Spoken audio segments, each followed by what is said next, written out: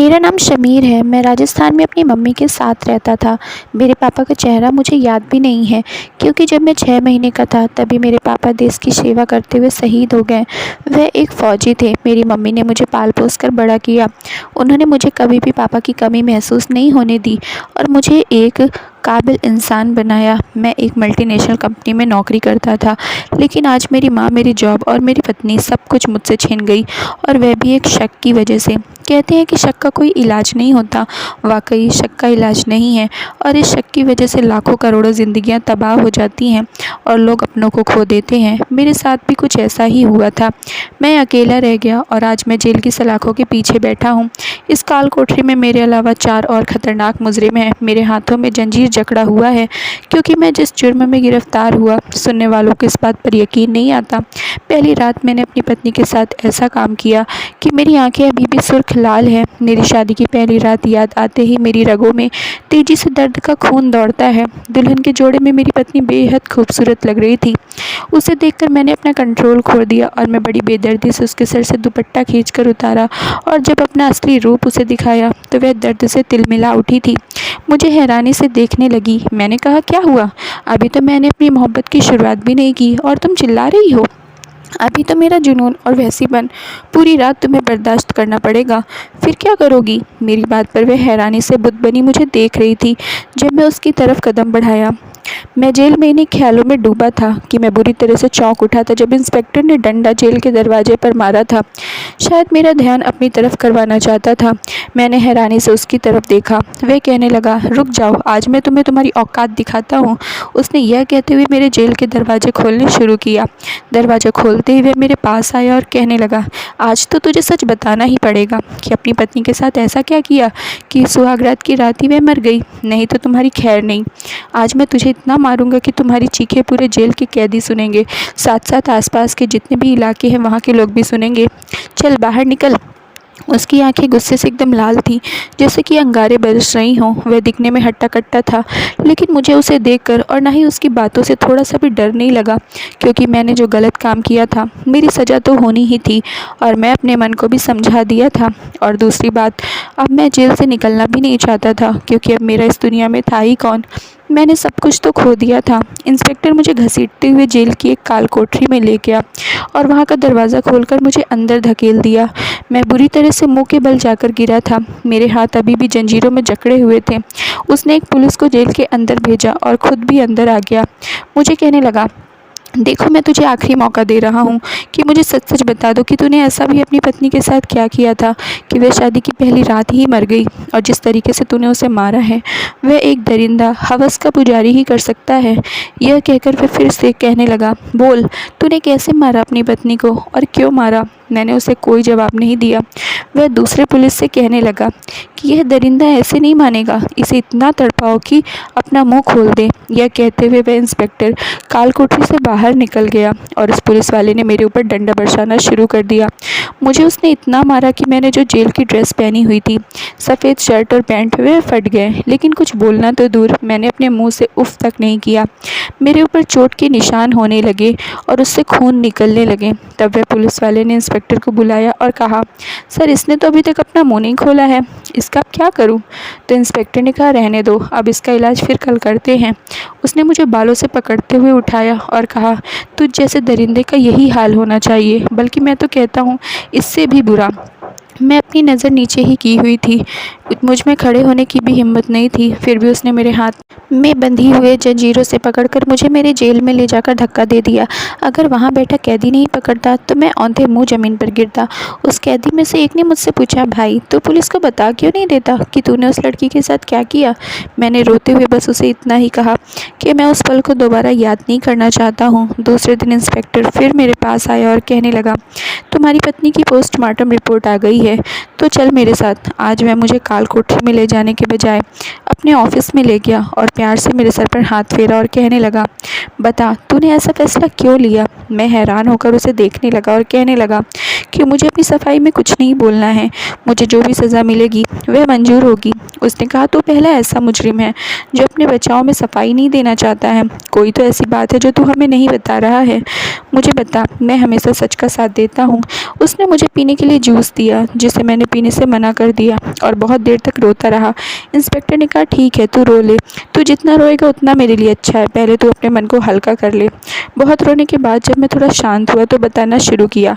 हुआ यह था कि मैं अपनी माँ के साथ एक बहुत अच्छी ज़िंदगी बिता रहा था। एक दिन मेरी माँ छत पर कपड़े फैलाने गई थी, तभी दरवाजे पर दस्तक हुई। मैं उठकर गेट खोला तो सामने मेरी माँ की सहेली अपनी बेटी के साथ मेरे घर आई। मैंने उन लोगों को बैठने के लिए कहा और माँ को आवाज़ दी। माँ जल्दी से उतरकर नीचे आई। मैंने देखा कि आंटी की बेटी की नज़र मुझ पर ही थी। प्राची वाकई बहुत सुंदर थी। खैर मैं तो कमरे में चला गया। मैं नहीं जानता हूँ कि माँ और आंटी के बीच क्या बात हुई थी, लेकिन थोड़ी देर बाद माँ ने मुझे आवाज़ दी, बेटा इधर आओ। मैं अपने कमरे से निकलकर बाहर गया और माँ से पूछा, क्या हुआ माँ? माँ ने मुझे कहा, बेटा मुझे बहू के रूप में प्राची बहुत अच्छी लगती है, प्राची को भी तुम बहुत अच्छे लगते हो, तुम बताओ तुम्हें प्राची कैसी लगी? मैंने कहा, माँ आपको अच्छी लगती है तो मुझे भी अच्छी लगती है। प्राची की माँ अपने पर्स से एक खूबसूरत डायमंड की रिंग निकाली और प्राची के हाथ में देकर बोली कि यह रिंग समीर को पहना दो। मेरी माँ बोली, रुको, मैं भी अपनी तरफ से बहू के लिए रिंग लेकर आती हूँ, दोनों एक साथ पहनाएंगे। थोड़ी देर बाद माँ रिंग लेकर आ जाती है। मैं और प्राची एक दूसरे को रिंग पहना देते हैं। 10 दिन बाद ही शादी की तारीख रख दी जाती है। मेरी और प्राची की शादी बहुत ही धूमधाम से हो जाती है। प्राची बहुत ही अच्छी लड़की थी, वह बहू और पत्नी का कर्तव्य बहुत अच्छे से निभाती थी। मेरी ज़िंदगी बहुत ही चैन सुकून से गुजर रही थी। एक दिन प्राची की एक दोस्त आई और प्राची से कहने लगी, प्राची इतने बड़े अनजान शहर में मेरा कोई नहीं है और मेरी जॉब इस शहर में लगी है, क्या मैं तुम्हारे यहाँ रह सकती हूँ? प्राची उसकी बात सुनकर चुप हो गई। तो मैं और माँ ने कहा, हाँ क्यों नहीं, आप यहाँ रह सकती हो। माँ और मैंने सोचा, अतिथि देवो भव। उस लड़की का नाम साक्षी था और वह मेरे घर में रहने लगी। कुछ दिन ऐसे ही निकल गए। मेरी माँ हर रोज़ नहा धोकर मंदिर जाया करती थी, मैं और साक्षी ऑफिस जाया करते थे और प्राची एक हाउस मेकर थी तो वह घर पर ही रहती थी। एक दिन मैं ऑफिस जा रहा था तो मुझे रास्ते में याद आया कि मैं तो अपना एक ज़रूरी फ़ाइल लिया ही नहीं, तो मैं आधे रास्ते से घर लौट आया। मैंने देखा कि घर का दरवाज़ा खुला हुआ था और कोई लड़का घर के दरवाजे पर खड़ा था। प्राची उससे बात कर रही थी। मैं जब दरवाजे तक गया तो वह लड़का जाने लगा। जब वह लड़का चला तो मैंने प्राची से पूछा कि प्राची ये लड़का कौन था? तो वह कहने लगी, मेरा कोरियर आया था। मैंने कहा, ठीक है, और मैं अपनी फ़ाइल लेकर वापस ऑफ़िस के लिए निकल गया। कुछ दिन बाद ऑफ़िस में अचानक मेरी तबीयत ख़राब होने लगी और मैं छुट्टी लेकर घर आ गया तो मैंने देखा कि फिर से वही लड़का सोफ़ा पर बैठा हुआ था और प्राची उसके मुंह में पानी पिला रही थी। मुझे देखते ही वह लड़का उठकर चला गया। मैंने कहा, प्राची उस दिन तो तुमने बोला कि वह कुरियर वाला है और आज तुम उसे अपने हाथों से पानी पिला रही थी। वह कहने लगी उसके हाथ में चोट लग गई थी और उसे बहुत प्यास लगी थी तो उसने मुझसे कहा, प्लीज़ मुझे पानी पिला दो, इसलिए मैंने पिला दिया। मैंने कहा, तुम ऐसे ही किसी अनजान को अपने घर में बैठाकर पानी कैसे पिला सकती हो? ज़रूर तुम्हारा उस लड़के के साथ कुछ तो चक्कर है। इस बात पर मेरे और प्राची के बीच में बहुत लड़ाई हुई और बात मारपीट पर आ गई। माँ उस समय मंदिर में ही थी। मैंने प्राची को धक्का देकर घर से बाहर निकाल दिया। थोड़ी देर बाद माँ घर आई तो मुझसे पूछने लगी, बेटा आज तुम जल्दी घर आ गए ऑफिस से? मैंने कहा, हाँ माँ, तबीयत थोड़ी ठीक नहीं थी। माँ ने प्राची को आवाज़ लगाई लेकिन प्राची तो घर पर थी ही नहीं, तो वह कैसे माँ के पास आती? मैंने माँ को सारी कहानी बता दी। तभी मेरे घर के फ़ोन पर एक कॉल आई कि आपकी पत्नी की लाश नहर में मिली है। यह सुनते ही मेरी माँ को हार्ट अटैक आया और माँ की मौत हो गई। तब तक वह लोग प्राची की लाश लेकर आ गए। मेरे घर में 2-2 लाशें थीं। मैं कभी प्राची को देखता तो कभी माँ को। खैर उन दोनों का अंतिम संस्कार कर दिया। मैं तो बिल्कुल टूट कर बिखर गया था। उस समय साक्षी ने मेरा बहुत ख्याल रखा। धीरे धीरे मैं साक्षी के करीब होने लगा। एक दिन साक्षी ने मुझे कहा, क्यों ना हम दोनों शादी कर लें। मुझे साक्षी अच्छी लगने लगी थी और उसे भी मैं अच्छा लगने लगा था। हम दोनों ने बहुत ही साधारण तरीके से मंदिर में शादी कर ली। शादी की रात जैसे ही मैं साक्षी के कमरे में जाने लगा तो मुझे कुछ अजीब सी आवाज़ सुनाई दी। मैंने छुपकर सुना तो साक्षी न जाने किससे कह रही थी, वाह तूने क्या काम किया, मुझे मेरे प्यार से मिला दिया। मैं तुझे इस काम के बदले पैसे दे दूँगी। अब तू यहाँ से जा। मैं जल्दी से कमरे में गया तो कमरे की पिछली खिड़की खुली हुई थी और वह लड़का उससे कूद रहा था। मैंने उसे कूदते हुए देख लिया। वह तो वही लड़का था जिसे प्राची ने अपने हाथों से पानी पिलाया था। मैं जब तक उस खिड़की के पास गया वह लड़का वहाँ से कूदकर भाग गया था। मैं साक्षी के पास गया और उसका गला पकड़ते हुए पूछा, बताओ साक्षी, यह सब क्या है? उसने कहा, मुझे छोड़ दो, मैं बताती हूँ। दरअसल मैंने जब आपको पहली बार देखा तो अपना दिल हार बैठी और मैं सोचने लगी कि कैसे मैं प्राची को हमारे बीच से हटाऊँ।